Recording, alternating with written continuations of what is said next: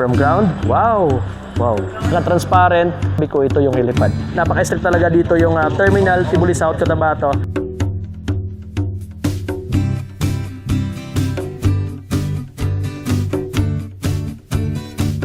What's up? It's me again, Pigado TV. Panibagong araw, panibagong vlog na naman ang ating tatalakayin. For today's video, nandito po tayo sa isang terminal na Mala Airport yung itsura. At syempre, dito lang yan natin makikita sa Tibuli South, Cotabato.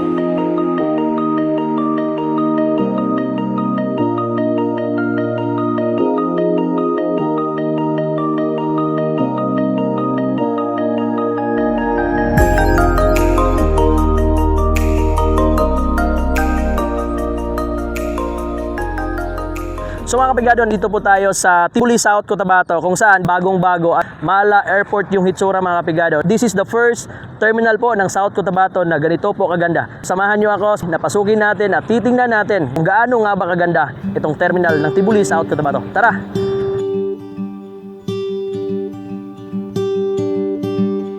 Purple lilies in the face.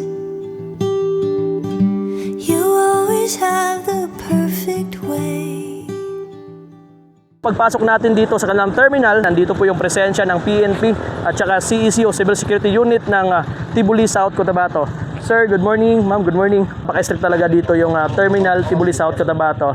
Kasi bago ka makapasok, may check po sa mga bag, frisking. Ma'am, ano po yung mga product natin na binibenta dito sa terminal? Ito po yung sa may kasi kami, Alam's Naman Cultural Village. So may stall kami dito. Itong mga unique products, like itong mga mga necklace, Okay. na lahat mga souvenirs items po na pwedeng pang bracelet, Alright. necklace. Opo. So may mga kami. This is the product from Tibuli po? Labs na lang Tiboli South po. Alright. So, sariling gawa po ng Tibuli? Yes po, sariling gawa po ng mga Tiboli. Ayan. How about the price? Affordable po ba yung Affordable price? po siya, sir. Ayan. Murang-mura lang po siya. Abot kaya ng masa. So dito naman mga kapigado, sa kabilang bahagi, dito po yung binibenta yung mga pagkain nila mga kapigado. If ever na nagugutom ka during your travel, so pwede po kayo makabili dito ng mga merienda. So pagpasok nyo pa lang dito sa kanilang terminal ng mga kapigado, bubungad kagad sa inyo yung mga nagwagapuhang mga driver at saka mga conductor dito sa kanilang public utility van.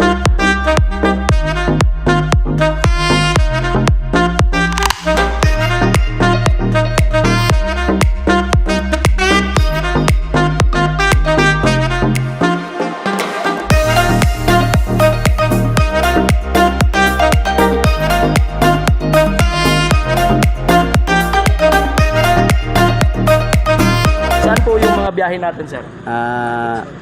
Marble to next month Jinsan. Jinsan. Meron na kami Jinsan, sir. Okay, so as of now, sir, from Tibuli to Marbel lang muna. Tibuli to Marble muna. So wala pa kayong operating pa Jensan. Wala pa. How about, sir, may plano ba yung LGU Tibuli na pwede dadaan dito? Wala pa. Wala talaga. So Kasi mahirap yung daanan. alright. So talaga iikot talaga. Ikot talaga. Magkano naman yung pamasahe natin, sir, from Tibuli to Coronadal? Tibuli to Coronadal Yes is po. 100. 100 pesos. Student 80. 80 pesos. 80 pesos. And then together sa PWD. Ganun Senior. Ganun pa rin. 80. Okay. 80 pesos.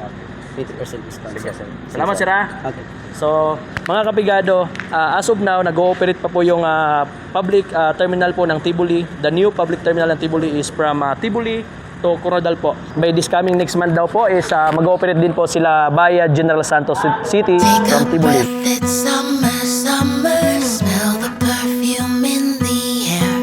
Loving how the days are longer. Sit out on the porch, dear. Tingnan natin kung gaano nga ba kaganda yung comfort room po ng new public terminal ng Tibuli. Tara, silipin natin. Alright? So, pagpasok natin dito, meron pong designated area sa mga PWD person na CR, nakaseparate talaga. And dito, bubungad sa agad natin yung markings, which is pay mail, and then together sa mail. So, kung pay mail ka, doon ka papasok. So, sisilipin natin, titingnan natin. Ayan, wala. Yun. So, this is the comfort room po sa mga pay mail. Ayan. So, silipin natin. Yun. Okay. And then sa kabila mga kapigado, silipin natin. This is the comfort room of male, no? Sa lahat ng mga lalaki, dito tayo iihi. Yan, urine bowl. Ayun. Okay. Then, toilet nila. Ayan. Kung magdudumi po kayo, dyan po. Wow. Mapapasana all ka talaga sa Tibuli. Pwede kayo magtanong dito sa mga on-duty na mga personnel from LGU ng Tibuli South, Cotabato. May breastfeeding room po sila mga kapigado. So if ever nagutom yung mga anak nyo and gusto kayo magpadidi, meron po kayong breastfeeding room dito mga kapigado. Meron hagdanang paakyat for the first floor. This is the ground floor po mga kapigado ng terminal. At the same time, if ever na PWD po kayo, meron po silang elevator. So we try. So pagpasok kung gagana itong elevator ng Tibuli South, Cotabato. So pipindutin natin. From ground. Wow! Wow! Nakasalamin pa. Alright, come in. Ayan. So let's go. So pasok tayo. So siyempre akyat tayo. Close natin yung sliding door. And then, pipindutin natin going to second floor. Mula tayo ng ground. Tingnan mo guys, oh. Social talaga guys, oh. Oh. Dito guys. Oh. Hello. Hello. Ayan, oh. Oh, may pa-music pa. Oh. Cheng. Cheng ka, Cheng. Kong keng, ka. Cheng. Okay, thank you so much. Okay guys, paglabas natin dito, bubungad kaagad sa atin dito yung comfort room po ng second floor. Kung if ever naiihi kayo, ano yung itsura ng comfort room sa ilalim, ganun din po ang itsura dito sa itaas mga kapigado. Ayan. Pero mas malaki yung space dito sa comfort room. And then, airport. Oo, talagang Mala Airport kasi may helipad po itong terminal na ito. Kaya tingnan natin yung sinabi nilang helipad. Tara, silipin natin. Ito po yung helipad. So, bakit nasabi ko ito yung helipad? Kasi may letter H, helipad. Letter H, helipad. So, yan. Grabe. Napakalawak na helipad. So, pag dito ka mga kapigado, makikita mo buong tanawin po ng Tibuli. Yun. So, kitang-kita mo. So, kita niyo yung mga sagingan na yan. Kita niyo yung mga banana. Sa lolo ko yan, guys, nung una. So, right. So, ito yung helipad. So, dito nakalagay yung suspan ng aircon nila sa kanilang mga offices. Yun, may mga solar light.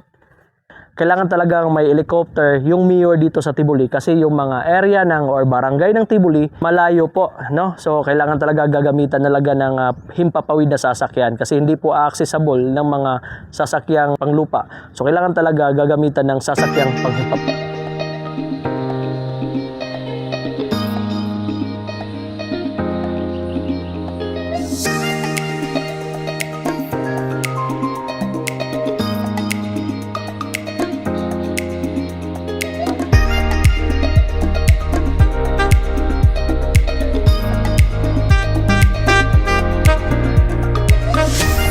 Oh, ang lamig guys. So, yun po yung harapan. Silipin natin. Yun. Tara.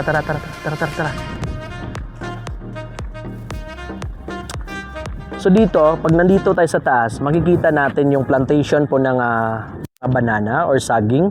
And then, dun sa kabila, makikita natin yung malabundukin na bukid. Yun, oh. Ayun. And, dun sa kabila, makikita rin natin yung plantation din po ng mga banana mga kapigado. Alright? So, dito, makita natin yung landmark ng public terminal ng Tibuli. Ayan.